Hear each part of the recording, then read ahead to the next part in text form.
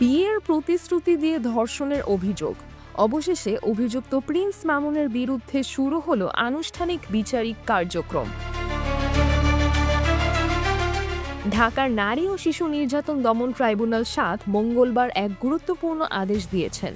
Cantonment থানায় দায়ের হওয়া ধর্ষণ মামলায় আসামি আব্দুল্লাহ আল মামুন ওরফে প্রিন্স মামুনের বিরুদ্ধে অভিযোগ গঠন করেছেন আদালত।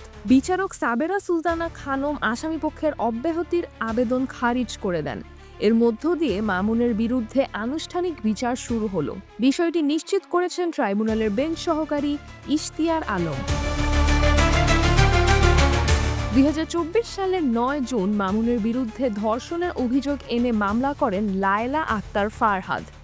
অভিযোগে বলা হয়, বিয়ের আশ্বাস দিয়ে একাধিকবার শারীরিক সম্পর্ক স্থাপন করে মামুন। পরে বিয়ে থেকে সরে আসেন।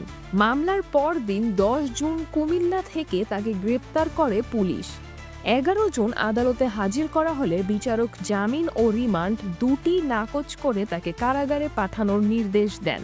১ জুলাই মামুন জামিনে মুক্তি হন।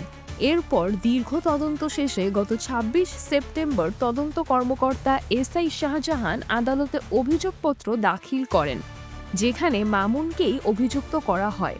এখন দেখার বিষয়, বিচারিক প্রক্রিয়ায় কী পরিণতি হয় এই আলোচিত মামলার।